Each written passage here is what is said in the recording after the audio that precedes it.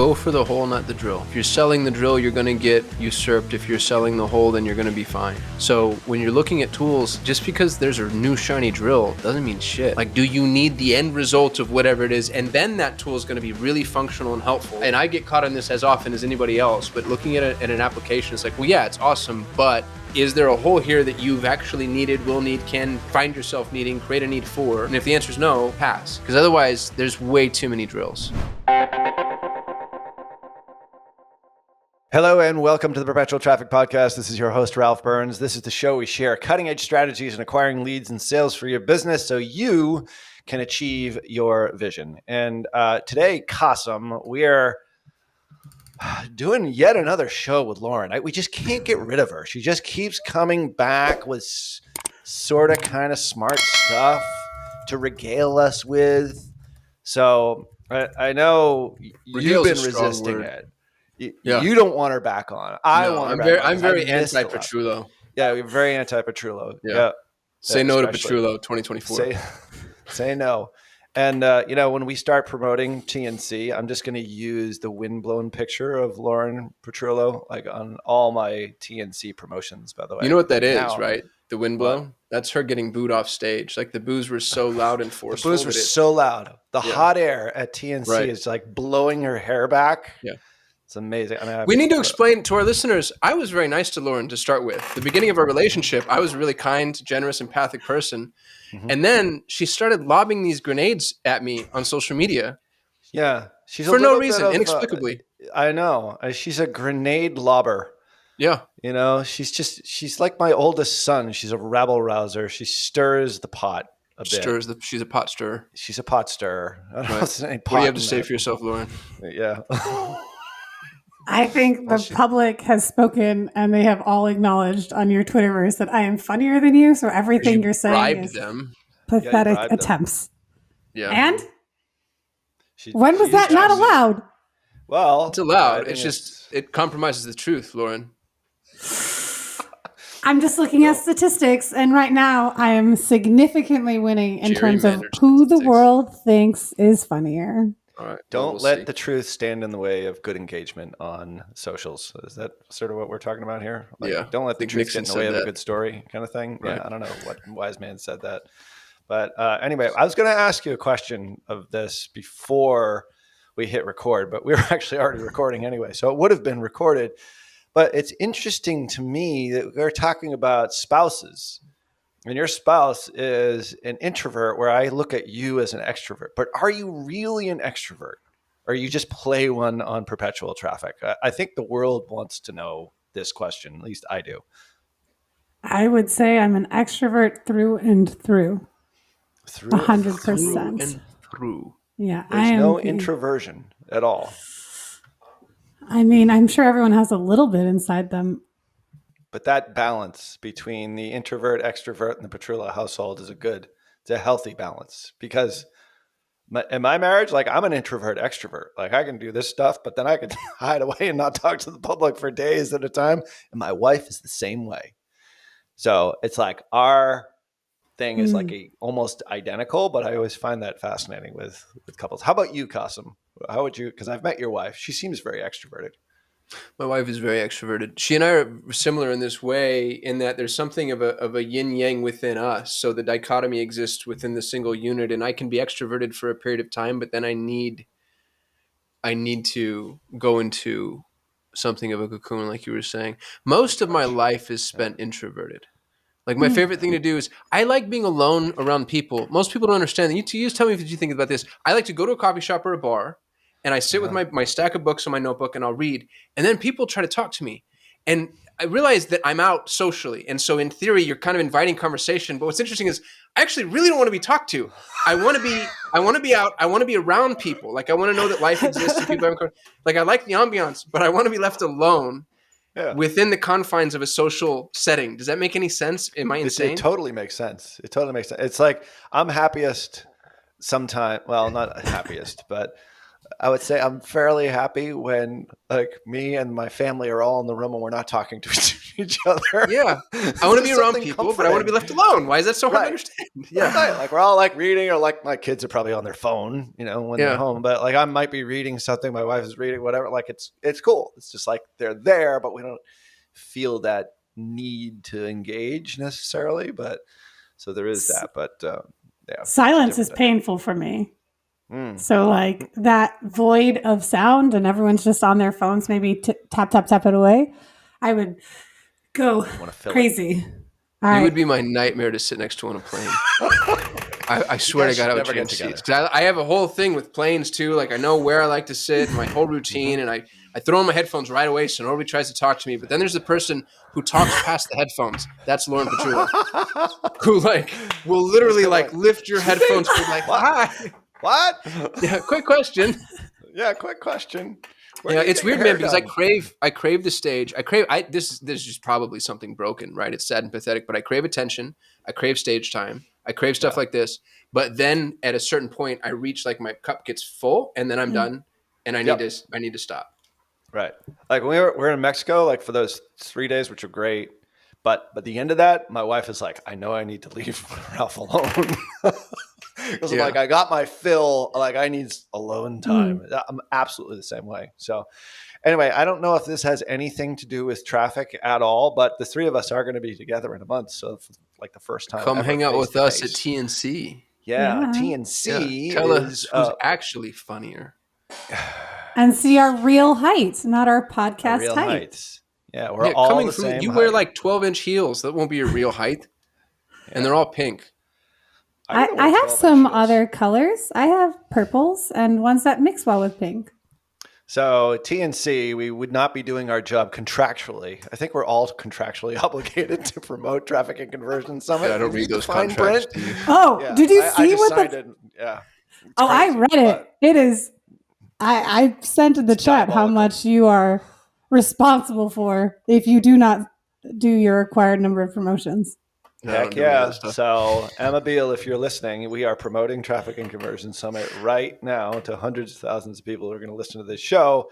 Who wants to lay the goods out for TNC here? Give me the details. I've got a ticket. I've got one of those tickets I still haven't used. I could give away.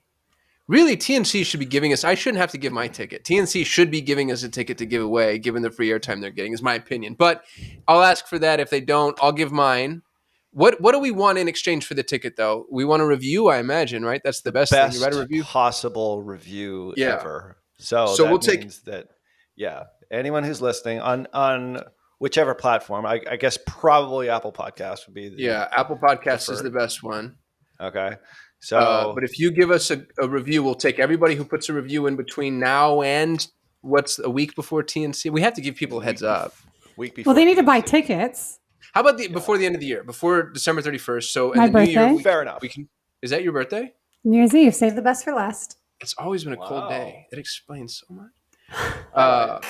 So by 12/31/23. Yeah, and y'all, these tickets are $2,500. So this is a $2,500 ticket that we're giving away. It's a big here on Perpetual Traffic. Yep. So why are you giving it away? Ticket. Because Kasim has no friends. Because he makes all his employees pay for TNC. I make all my employees be my friends. That's right. Like, must say nice things. My kids say, Dad, you don't really have any work friends. They all just suck up to you because you pay them. So they're your paid friends, which is my biggest fear in life, is that I'm just Michael Scott and nobody's telling me. That's right. I feel like I am, actually. My kids actually think that the office is the way offices really operate in the real world. Anyway, that's a whole other show unto itself. It's kind of close to the truth. It's not too far off. So the best review on Apple Podcasts. Well, I don't think it can be the best. I think if you write a review, we'll randomly select, right? That's the fair way to do it. Or should we just say the best? It's your podcast, Ralph. You dictate terms. I think that's true. That's true. So best is very subjective. So we will, you leave us a review, we will randomly pick, of course, if it's a really good one. We will probably be a little slightly biased towards that one prior to December 31st. So hint, hint, leave a good review. And we will give you this ticket. It's worth $2,500. Now we will not pay for airfare. This isn't going to be hard unless Kasim is going to pay for your airfare too. I'm not paying for the airfare. Lauren will carry you there Lauren will carry her on her back. That's right. With her 12-inch heels. That would be very, very pink heels. So it's in Las Vegas. What are the deals? I won a ticket to TNC from you, Kasim. Did you really? I did. It was the first time I was ever on PT. I left a review, and it was so interesting that it was read on air. And I won a ticket to TNC, and that was the first traffic conversions I had been to. Wow. First of all, you're welcome. Second of all, I've never read anything more in my life. Now that I know how it's come back to haunt me, didn't realize that I was going to be like helping to launch the career of my A, probable replacement, and then B, arch nemesis. Yeah. Well, if you're watching this on YouTube, which I highly encourage you to do, because we're going to do a bunch of screen sharing today about lead forms and instant forms, and lead ads, instant forms. We're just going to call them magical forms. But if you're on YouTube over at perpetualtraffic.com/YouTube, you'll actually see that Kasim is logged in today as Lauren Petrullo. So, so he's already replaced himself as the co-host of Perpetual Traffic. So what he's saying isn't too far off base. He's already admitted it to himself, logging in as his replacement. So you got to forgot to change that before we got live. I was just going to troll Lauren, and now here I am. So I can say whatever I want. She's going to get canceled. That's right. Well, it's true. She got canceled twice. Has Lauren been taking testosterone? She sounds weird. I know. Wow, her hair's color has changed too. Perpetualtraffic.com/YouTube. So just to be clear, you will win a Traffic and Conversion Summit ticket. It's in Las Vegas on, when is it? Kasim or Lauren? All right, Lauren and or Lauren. Middle of January 9th through 11th. 9th through 11th. Can we be Vegas. Classy Lauren and real Lauren? I don't know which one is which. Really? The point is yeah, we're going to leave a review. We will randomly pick. That is a huge value, and we will remind you every episode up until the end of December. So you've got time to be able to plan it, take time off from work, whatever you happen to be, and we will see you there in Vegas. You can't sell it. You have to go. Yeah. Well, you got to go. You got to go. You have to go. We're gonna check your name and make sure that you're actually there. Hunt you down in Vegas. I'll give it to you when we get there together to know that you're going. It'll be painful because we'll hunt you down and you'll end up having to meet us, which is terrible. That's a terrible punishment. So, all right. So before we get into today's show, talking about instant forms, lead ads, unicorn and rainbow ads, I think is what we should really call them here. Lauren, what is your AI nugget? We tend to get a lot of AI nuggets, but yours today might not be what you think it is as far as a nugget goes. Lay it on the Perpetual Traffic listener. It's a requirement for any AI review or tool that you're looking to adopt. So I got this one from Damien. He's actually our agency strategic partner. And he told me to stop doing this. And it has been really helpful for my productivity. If you're evaluating AI tools, you want to put a budget of time and a budget of spend to not invest more than is necessary for a tool that's going to distract you from the actual stuff you're supposed to be doing. So if you're evaluating the tool, you need to make sure you for me, our rule is if you're not going to start working on it within 10 minutes of learning about it, then it gets shuffled to the bottom of the pile. And then we put together a maximum of 7 days and then a maximum allowance for additional team members that can evaluate a tool before we'll bring it to a further discussion of evaluation. So I'm playing around with air quoting, if you're on the YouTube channel, air quoting that I'm playing around with AI tools is kind of a big time waster, I have noticed. I think it's great to allocate a certain amount of time to exploring and looking at new tools, but there's one coming out every 3 seconds, it seems like, in our space. So something like that. So it's crazy in the amount of AI tools there are out there. So you're saying just be disciplined with your time and your testing budgets and make them a part of your monthly P&L? Like this is like your R&D budget kind of thing? Or how would you sort of arrange that? Oh, if you're in the US, you can absolutely write it off as part of your R&D budget. I'm not a tax person, but that's where we're putting it in our budget. But we look at it in a quarterly basis. where we're just like, how much time did we spend? Like we have a Slack channel specifically to all things AI. And then when someone introduces a new AI tool, they have 10 minutes from introduction to like say they've actually started going into it. Cool. Love it. That's Love it. Can I offer my opinion on AI tools? Go for the hole, not the drill.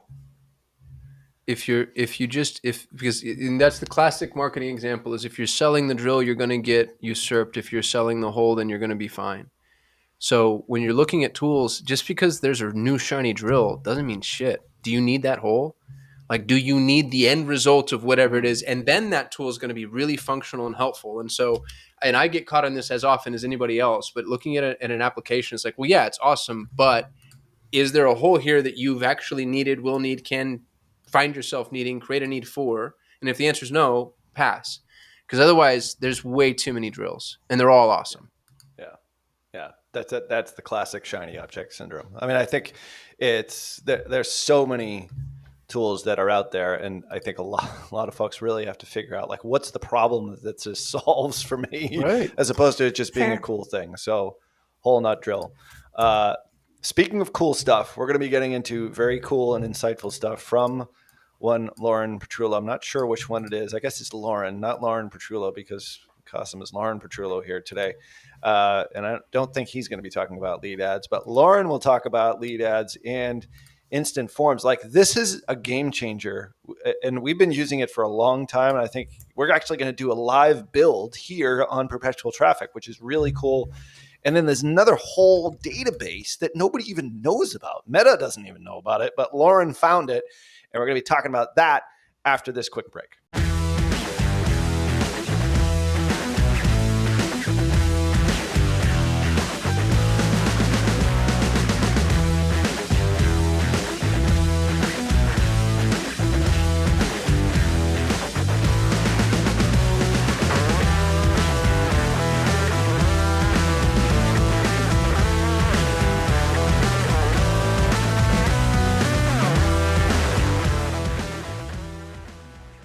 All right, we are back with Lauren Petrullo. We will leave links in the show notes for a previous episode so you can truly decide whether or not she is funnier than Kasim. I think she is in some episodes, but Kasim is regularly funny.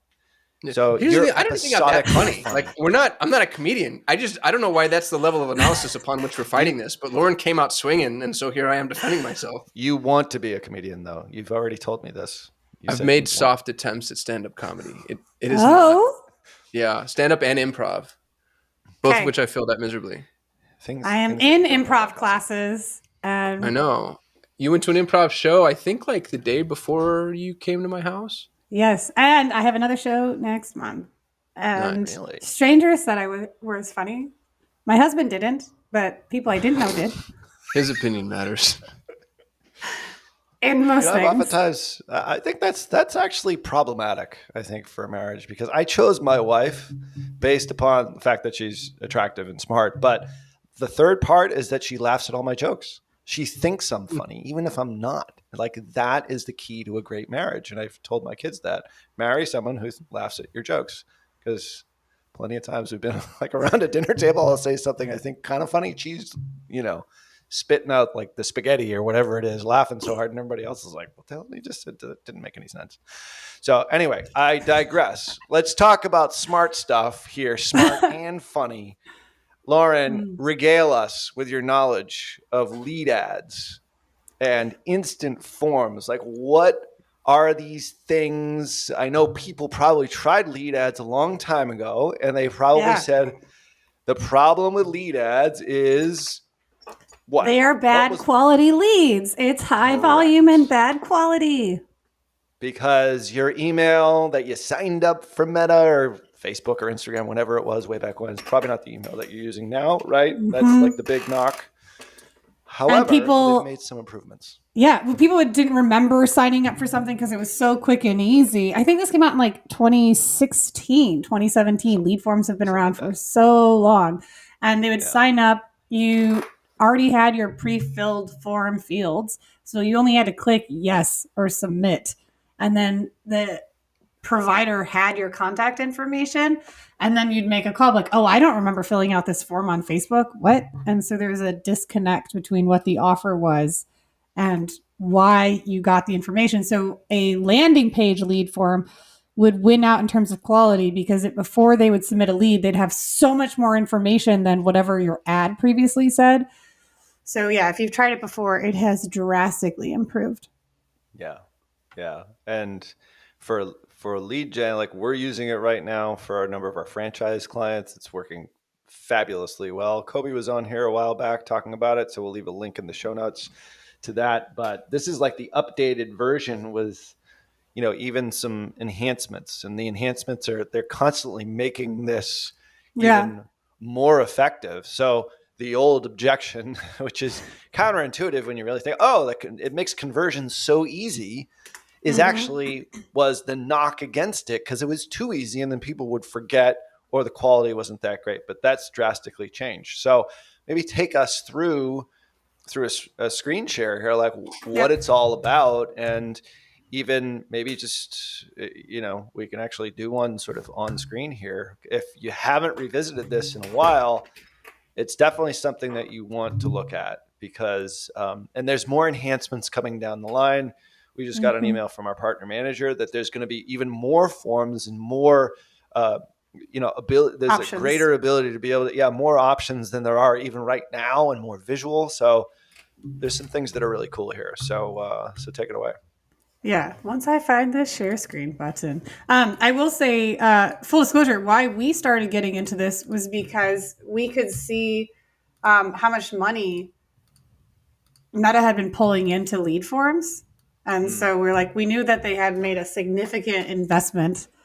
After, if you're watching it on YouTube, this is just proof, putting it out there. Everyone can see. We're going to build a lead form in person.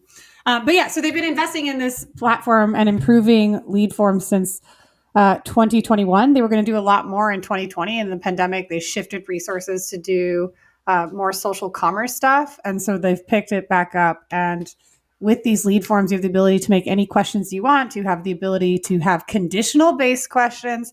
And then at the end screen, you can provide them the chance to call you directly, go to a website, or look at an actual asset that they were looking for in exchange. Do they work in the entire Meta ecosystem? So yes. Facebook and Instagram? Yes.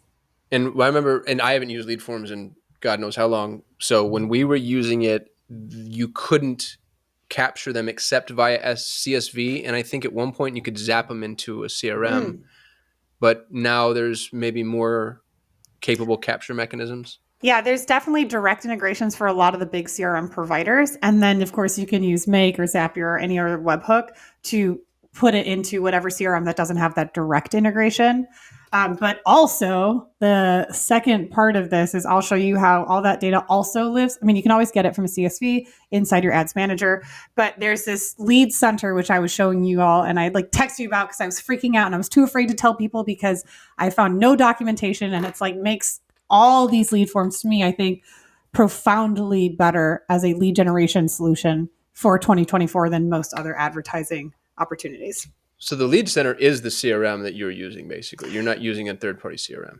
No, it's a secondary one because we're using another CRM or multiple CRMs, depending if it's an email service provider, because we're not sending emails and all that follow-up. It's just we're using the CRM within Facebook to intrinsically qualify our leads to send that first party data directly back into our ads so that we can continuously improve the performance of our lead generation campaigns. That's really brilliant. And I'm so sorry to stick on this point, but this part's, I think, important with the CRM integration. If I'm going to use the lead forms, is it instant? Or again, at one point, Facebook was doing daily batches. Somebody fills out the form. Can I get it to my CRM right away? Because speed to lead is so important for so many industries. I always put the caveat of 15 minutes because if you're using the direct integration, yes, but you're dependent on the hooks, the web hooks that are connected to it. But we have not seen any downtime. The call. Sure. Okay. All right. So we have it as instant. How often do these get flagged for false or misleading information? Like what you have here, this obvious blatant lie. This would get flagged instantly. I would disagree. And again, if you just go to Kasim Aslam on Twitter, you will see how untrue that false statement is. All right, let's build a lead form, Petrullo. Next subject. Moving along. So if you're watching, you should be watching this on perpetualtraffic.com/YouTube, because the forum itself that we're going to be talking about here today is funny unto its own. It makes the case that you might be funnier than Kasim just by the forum alone. So I at least say what the forum is.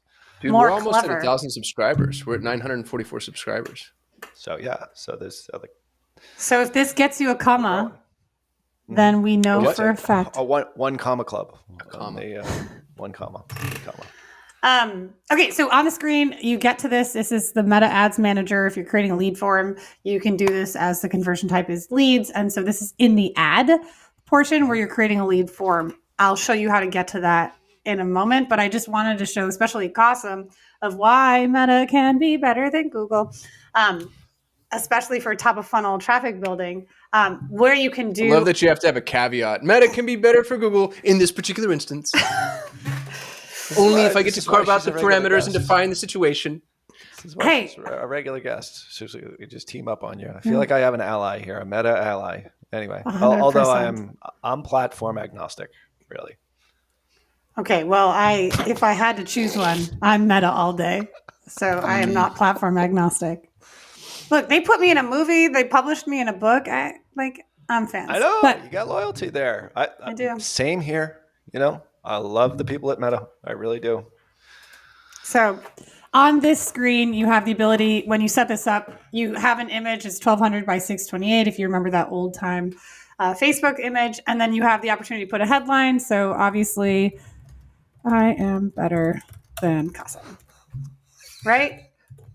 And then for what you can put underneath your headline, you have the opportunity to provide more details about what someone is getting in exchange. So maybe you're collecting, 21 different tweets where people have publicly declared that Lauren is funnier than Kasim. Or potentially you're getting videos of Kasim's failed improv performance attempts. Whatever that is, you can provide information in these additional fields. Of that, by the way. We have to find that somewhere Anyway, go ahead. I'm sure I digress. That's the social proof aspect of this particular lead form. I see. Gotcha. Yeah. And so you can do paragraph or list. That's fine. You have whatever you want to put, like blah, blah, blah, blah. So once you tell everyone, you're giving them a heads up. What does the list look like? Can you toggle over? I just want to see the visual. Next.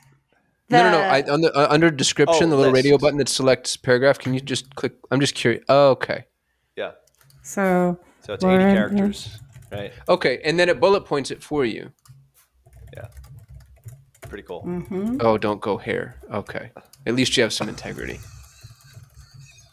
Wow. It's better shoes than Kasim. So after 2 bullet points, it starts to truncate, and then is that across all display or inside? Oh no, there's different manifestations here, so you can see different previews. I imagine that it's going to truncate to some capacity. So if you were just going to default, the top 2 are going to be the most important. I have longer intros because we have set a lot of information for tone setting. We're capturing information for high-end property sales. We're capturing information for non-medical, but medical-ish appointment setting. There's a whole host of different use cases that we're running lead ads for, and we haven't seen it truncate in the views, and I have an iPhone 14. So here's my pro tip. We made a mistake. I talked about this on another episode. We made a mistake in our Google ads, and the ad, there's 3 rows, and on row number 2, we asked a question, and on row number 3, we answered it. But those ads ended up being imported in our responsive as well as from our static. And so people started clicking on the ads that had the question and no answer because they assumed the answer would be on the page. So in this instance, ask a question in row 2, knowing that row 3 might be truncated, and now they have to click see more in order to see the answer on row 3, potentially. Or you'll just have it split up right away. But that could be a really good way to have further engagement on clicks within your lead form. So I'm not tracking, and in Ads Manager, you have a lot of data. So you can see if people are going to take steps after the lead form. Which is really good, but I haven't seen any engagement here. I can show you a formula that I do to see what is our lead conversion rate from an instant form. But from this, you have paragraph or list to describe, and then you go straight into the questions. And here, what's great about the questions, and that's totally new, is this conditional logic.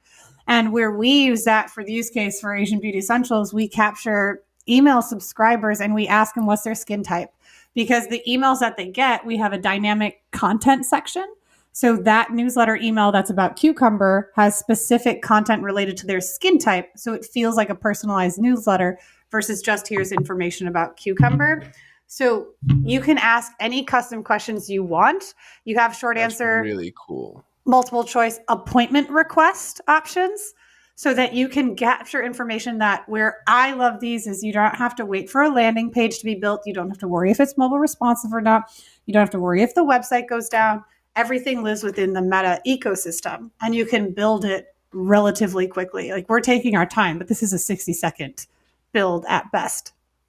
Not to mention your tracking is perfect because it's all in-app. 100%. And let me ask you that. Can I just real quick, just again, playing devil's advocate, iOS 14 update asks, allow the app to track. Is that setting specifically for offsite links, or does that setting inhibit tracking in-app as well? Ooh, this is a good question because of what's happening with Europe and a few states in the United States where there's different tracking arrangements and data privacy. And like, I'm obviously not a lawyer, but in theory, it's to stop everything outside of the platform, which is why Meta invested so heavily. That would make so much sense. Yeah. So in-app, it really is 100% picture perfect, no attribution issue whatsoever. Because you're collecting in Meta, delivered in Meta, and then you're tracking, and you can see the CRM within Meta, which I assume is from their customer acquisition that they've just introduced it into the business suite, which I'll show in a little bit. But all this information, you get all the answers live in the contact card. And if you use a webhook like Make or Zapier, or you have the direct integration, you have that same, these questions live in custom fields in your CRM. Mm-hmm. Both in Meta and another one if you're using additional CRMs or Google Sheets, wherever you're keeping track of this data. Because while this is amazing, it takes you away from being dependent on Pixel updates, or like if Pixels go away, which is my assumption that they won't exist next year. Like, to me, this shows every use case of why Meta's getting ready for the Pixel apocalypse of it not existing, or having to update your custom conversions, or having to do server side, all these pieces. This protects you from those various tech giants interrupting your Meta advertising, but it also allows you to get all the information you need in Meta, but you have to make sure you keep it somewhere else. Because what happens if you go into Meta jail, or your page gets banned, or everything like that? You put everything in one basket. I really recommend that you have a second CRM or even a Google Sheet of all this information. 100%. Can we just talk for a moment about how the Meta proponent just acknowledged the massive danger in Meta and then used a Google product as the backdrop and safeguard? Continue, Lauren. Go ahead. Point one to Kasim. I'll keep going with your Stockholm Syndrome presentation, please. Microsoft Excel. I think you downloaded too. Oh, no way. No way. Where is that Excel file in the cloud? So we're using conditional logic. So we have a client that's they're a travel agent, and they have very specific packages. And so when we ask, which event are you most interested in? The conditional logic, if we ask a question, so we'll just do a short, no, that's not. Okay, well, we're going to stick to that one. So your conditional question is, how much better is Lauren than Kasim? You have them to create a new question, or you can have it go to submit a lead form, which gives you a different end page. And so it may not make a lot of sense right now, but I'll show you in this use case when you have that more. Does make sense. So each question has a custom thank you page. Yes. So yeah, got it. And so when your skincare example would be, if I have dry skin, I go to dry skin page. If I have oily skin, I go to oily skin page. Yep. And is that a page offsite URL, or is that just a new frame in? Okay. It's a new frame, and you have the option to have a new frame where it can be a call directly. So you have a click to dial, especially if you're on mobile. You have a file that you can upload. So if you want to deliver a lead magnet or an actual asset, or you can have them straight go to a website. And this button click is trackable, and you can see that within your ads manager. So you can see this is your outbound click. Because if you take them off of Meta because you're downloading an asset or you're taking them to a different thing, you'll be able to track and see what percentage of people who complete your form take the next steps in your thank you page journey. Might be a little out of sequence here, but are you going to address that final button? Like if you're going through all this, what are your recommendations for that final button? What is that destination URL? Because that was always sort of a question. Whatever's most relevant. Because if you're giving someone, let's say like the U versus Google challenge that you ran, you might say in your final screen, you ask them, hey, like maybe your custom questions are you currently or have you ever run Google Ads before? What's the most amount you have ever managed on a Google Ads account? And you're collecting that information. And then you have, so those are custom. Then you have your pre-fill, right? So you can get all this demographic information, which is interesting here is for foreigners, but you have these pieces that are pre-filled that Meta already has on you. And we know first name, last name, phone number, demographic information. If you need it, like date of birth, we're going to do one for a whiskey brand and be able to just get people to see if they want to know when this new flavor is launching. So we'll have a date of birth to confirm that they're over 21. And then we can build different end screens and different experiences based off of that. But you have your custom questions. Then you have your pre-fill questions. So stuff that Meta already has, that same at the beginning, one click and done. You don't need to type it in. You can edit it in case you want to change your name from Kasim to Lauren Petrullo because you've already accepted that she's infinitely better than, our half Pakistani friend. But you can edit that as you see fit. After that, you have your privacy policy. So you need to add your URL. Sometimes we'll do custom disclaimers. You don't have to, but you can depending on what industry you're in. And then you have this end page. So that final one where you can have multiple different end pages based off of conditional questions to provide some of the most relevant user experience based off of what they provided. So if Kasim had someone that signed up for Uverse Challenge, Uverse Google Challenge, and they said that they've never run Google Ads before, maybe he's not selling them a VIP, but he's selling them like, hey, here's a $7 like mini worksheet that will help you understand a lot of it because this class is a masterclass on you versus Google and all the things you can do. And if you're new to it, here's your cheat sheet so you can follow along.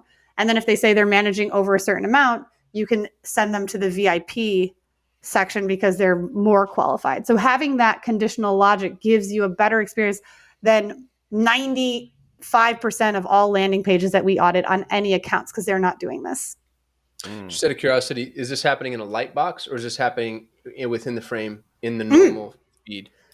I can't speak to it across all platforms, but it's opening up the normal. It's like, no, I guess it would be a light box to that. Sorry. I'm like answering that question and I'm changing my opinion based off of it. It's hard because it's hard to think about it when you're in it. I'm just curious as to how much of a visual frame the change the user goes through. So I click on whatever the ad is. Mm-hmm. It pops this light box. I can tell I'm still in app though, obviously. Yeah. I walk through this process, hit the thank you page. And then at the end, is that X in the top right-hand corner what I click on to close the thank you page? And within the thank you page, is there an opportunity to send me? Oh, it looks like there is link. So you have this button here. So this you couldn't do before. You couldn't edit what the button said. And you couldn't edit what your options were. You only could do a website. But here, look, you can call the business. You can view the file and upload an asset, or you can go straight to the website. You have this. Yes, there is an X, so you can exit out of it, and it takes you immediately back into Instagram or Facebook or wherever you're browsing in. Or you can do this as an outbound link and continue to go deeper into the next step. So that could be a calendar appointment, or that can be whatever next pieces you have in your lead acquisition funnel. And when you say view file, you also get data on file downloads?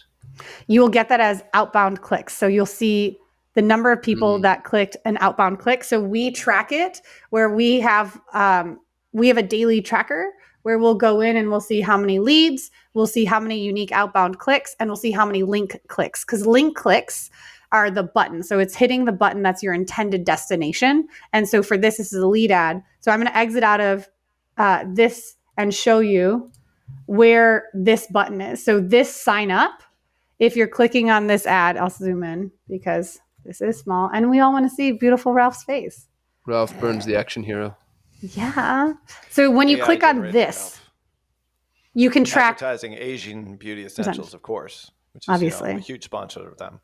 Well, if you're looking at your YouTube video, Ralph, and you're looking at Asian Beauty Essentials product user, Ralph, you'll say, oh my gosh, yes, I will buy more.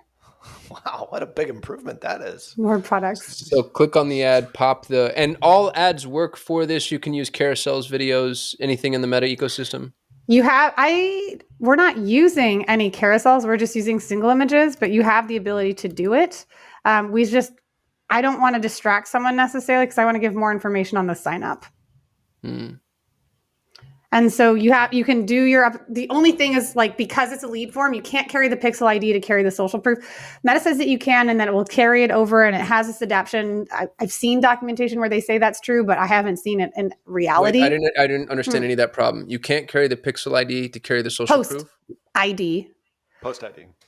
So when you launch an ad, you can use that same ad in other campaigns, so that even if you're doing like a warm campaign and a cold campaign and you're using one ad, you want that same post ID to be the same ad. So all social proof rolls up. Got it. And you can't do that with forms because it's connected to a form. So it's a unique ad in and of itself, a unique entity. But you can use the same form that you've created. 100%. But it's not the same form. It's just the form, but it's not the same ad. Like, this is pretty cool. This is the type of thing you build a whole business around. This is like, in the drill versus whole world, this is one of those drills that makes you want to go find the need for a hole. Well, the other thing is it becomes sort of a mini quiz funnel. Oh, really? 100%. You can build it that way.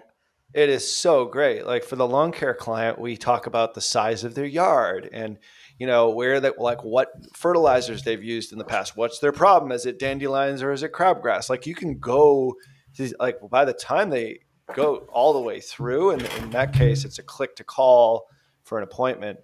Like so much about these people, and it's crazy good. And obviously, you can. I mean, the more forms that you put in there, more form fields, potentially the lower potential conversion rates, but the higher the quality. Really. So you have to strike that balance. Where that balance is, I think is all about the testing, correct? So we send leads to call centers, and for years we'd have these hospitality clients that are like, I don't want to call my Facebook leads because they're bad. They're not answering, whatever. So now we can say, what are you most looking forward to doing when you arrive in Orlando for your vacation?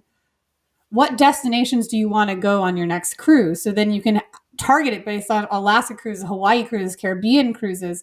Like you get all that extra information that a call center or appointment setter has, where that's better than most Google leads will come in, because you're not asking this much detailed information in your forms, because it makes it more expensive. But why I love this, why I think this is like going to be a huge paradigm shift in how we're using Meta ads with the information in place, is because we're getting leads at a fraction of other channels. They're top of funnel, mid funnel, all that jazz. And because they're not leaving app, they're not abandoning because the page is too slow, it doesn't work on whatever device they're on, it's not optimized. Everything is within the Meta ecosystem. The costs are controlled, and you can see it super clearly. Like we have leads as low as like 80 cents, where we're asking intricate questions about women and their like menopausal health. Right.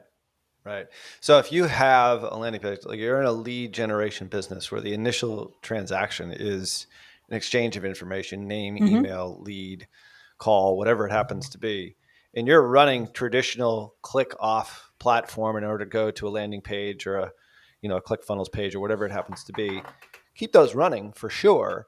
The question really is the quality and the cost. So we're like, where is that balance? Because at a point, because there's so many different form fields that you can use to qualify, there's going to be too many form fields, and then there's going to be not enough. And this is the kind of thing where you have to test, I'm sure, versus your control. If you're running lead ads right now, if you're running any sort of lead generation right now, that would be your comparator. And if you're getting $5 leads and they're pretty good versus 80-cent leads and they're pretty good, like the same level of quality, like you have figured out something here that could transform your business potentially is really the bottom line. But you do have to test it versus control for sure. But think of how much faster it is to change your one question here than it is to change it on a lead form on a page that maybe the form name changes and then it breaks your ESP because you have all those pieces. It's agnostic to a developer. You, the business owner, can jump in and just create a new one and call it a day. Or your media buyer can do this. You don't need your dev person, your landing page specialist. Like your media buyer should be able to do this in real time. Yep. And you can see at which stage and going into the analytics, you don't have to show it on screen. You can see where they're dropping off to. Is it based on clicks, or is there deeper analytics in here that they've developed? I would imagine. Yeah. Is there any? Yeah. Or is it like you're looking at pure conversions? Like, how do you sort of measure, like, if I have too many forms, not enough forms, like all that? So you have your control, and assume the control is everyone's using their existing web pages. And then then you can just see straight up, is there a cheaper cost to doing an instant lead form versus your control? And then adding more to add a higher quality of it. But like, I'm just going to tell you, like, I'm looking at one of the accounts. So for the leads, we are converting. So in this conversion, and so it's like how many people clicked on this, which is an outbound click. So the number of outbound clicks against the number of people that hit a form submission with 6 questions is 76.1%. So you're still having a small drop off, but you have just over 20%. I was like, let me do bad math. Just over 20% of people that are not completing the form because we're asking so many questions. But you can compare that against how many landing page views you have versus how many form submissions. And I don't know many pages that are doing over 70% consistent conversion with 6 in-depth questions.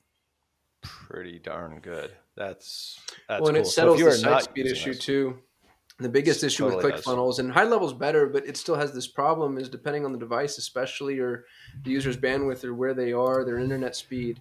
Site speed is, I think, the single biggest problem from a CRO perspective, period, full stop. And nobody talks about it or adjusts it. But when you improve site speed, even by, a fraction of a second, it improves conversion. And this, of course, because it's like a Java pop, and I'm using words I don't understand, but you know what I mean? Like Lightbox, self-contained, I imagine if it works the way lead forms of volume works, it happens instantly, right? Like there's no loading on a per frame, per question basis. Nope. None whatsoever. And the other component is like, what's a really important piece is that end frame. If you remember, where you have the view website, call phone number, download file. For this, we're getting 0.25%. So that's not a high number, but you have 0.25% that are taking the next step and going into, hey, just view the website. The one I'm looking at, there's nothing sexy about why someone would take the next step in the funnel, but you're still able to track how many people go beyond the lead form and take the next step into that journey. So in that You vs. Google challenge, it's going to the $7. Here's that like cheat sheet worksheet for you to use in the challenge if you're too new to Google, or here's the VIP offer if this is really something where you'll get even more value with personalized feedback after each day. You can track that stuff. It's just, you can look at that as the way we do that, we call it lead page conversion for the end screen. So then we just measure the number of outbound clicks against the number of leads submitted. And the way we do the lead conversion is where we track the number of, this is link clicks against leads. I know I'm saying a lot of words. Yeah. Those are so many words. Can I give you a tip on getting people from the form to the page? This isn't the exact thing, but I think it would segue perfectly. We have tested quite literally hundreds of variations and manifestations of thank you pages to get people to continue in the funnel. So you fill out a form on a page, you land on a thank you page. How do I get you to keep going? And I've done this with myself. I've done this with my clients. The phrase or the words that work the best, and there wasn't a close second, is want to go faster. Want to go faster. That was the thing that really spawned like, yeah, actually I do. I want to go fast. So, there's a whole different world of directions that you can take that, but that was the one that really, and it was across industries. It worked for a bunch of our different clients. You put on the thank you page, hey, do you want to go faster? And then the call to action is whatever would make this go faster. Fill out this form, do this intake, schedule this call, whatever, buy this thing. But yeah, you could use that here too, assuming that it fits on the form. Yeah. So we can, they used to have stronger character limits on what can fit on that button. What's nice is though that now it stacks. So before you had like 16 characters, if I remember 5-6 years ago, but you can do these longer intricate ones because the button just gets bigger. So super interesting here. Like I said, definitely check it out over on your YouTube channel, perpetualtraffic.com/YouTube. The reason why I'm plugging that is because you got to see this as we kind of go through. And the form itself is just worth looking at Kasim's reaction on YouTube. We're going to have you back for a second part of this to get into this other part of lead ads, which is this whole idea about lead center. And nobody really knows anything about it, how you use it, what it's used for. And we're going to get your insights on part 2 of this on our next show. So Lauren Petrullo, thank you so much for coming on and further cemented, the fact that you are the, co-host in waiting here. Kasim has already admitted that fact. So with all this juicy goodness here, and if you're a director of marketing or VP of marketing and you're like, this is way over your head, just send this to your team and have them go to the YouTube channel and figure out how to do it for you. This is not necessarily for you.